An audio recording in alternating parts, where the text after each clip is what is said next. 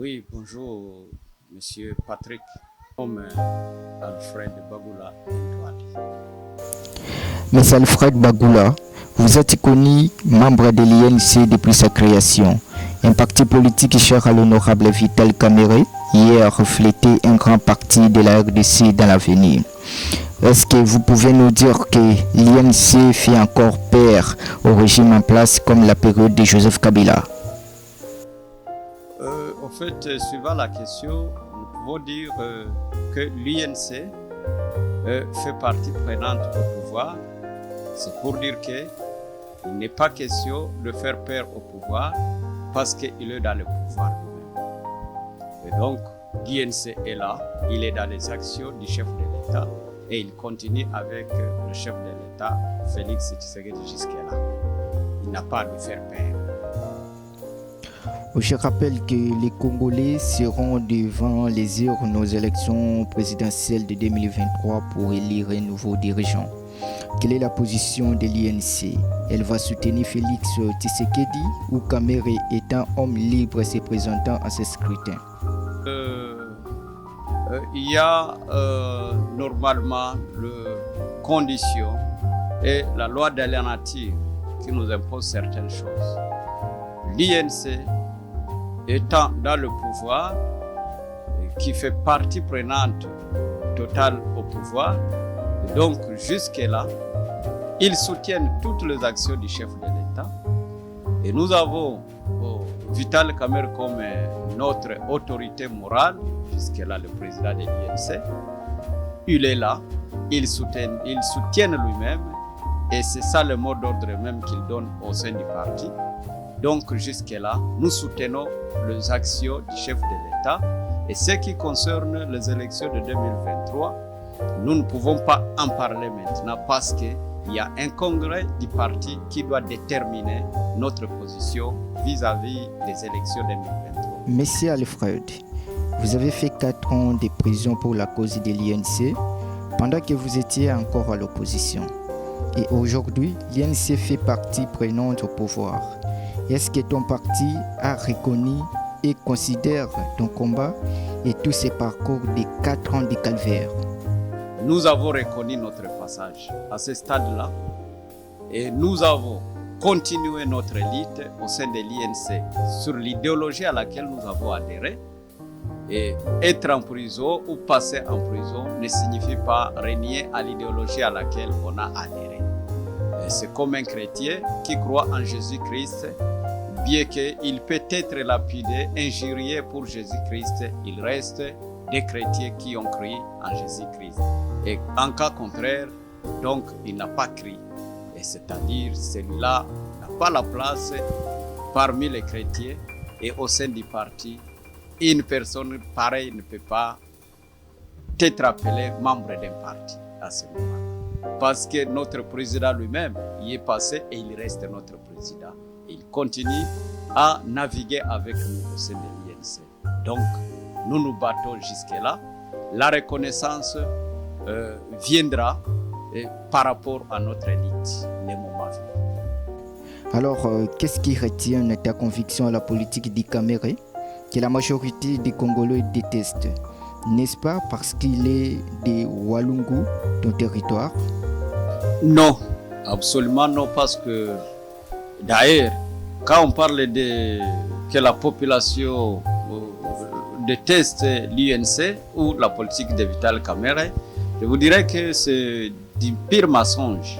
Pourquoi? Parce que ceux qui peut être nos témoins ont vu le défilé de plus de 80 nouveaux membres adhérents au sein du parti et des personnes qui ne sont pas de n'importe qui, des secrétaires généraux retraités de l'administration publique, et de présidents d'autres partis politiques, des ministres, des anciens présidents des assemblées nationales. Nous les avons vus défiler et porter le toge du parti. Et donc l'INC est envié jusque-là, il porte son standard et il est à la scène et il fait son travail à la manière dont il doit le faire. Donc l'INC est en bonne et due forme ça continue à attirer la majorité de la population, bien que beaucoup ne peuvent pas le croire, mais sinon, ça fonctionne à la manière dont ça doit fonctionner. C'est Alfred.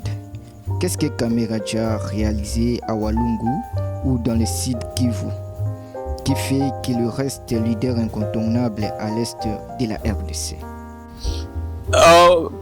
Kamera, c'est un leader maximal sur lequel on ne peut pas attendre les réalisations individuelles, mais plutôt de réalisations purement collectives.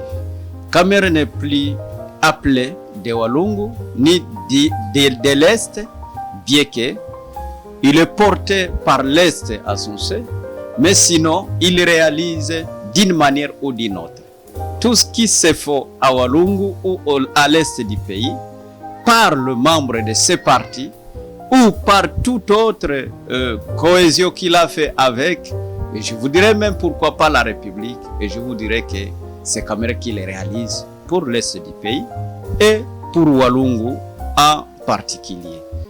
Et en d'autres termes, nous pouvons dire aussi que Kamera, il est national, il n'est pas d'un territoire.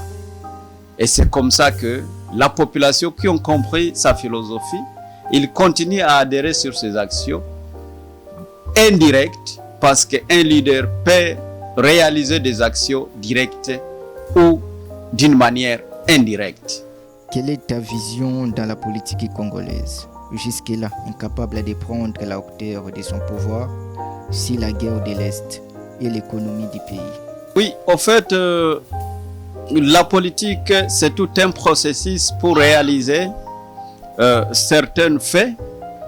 La guerre de l'Est, c'est une épine qui demande la volonté purement politique et comprendre la manière dont on peut passer à l'assaut.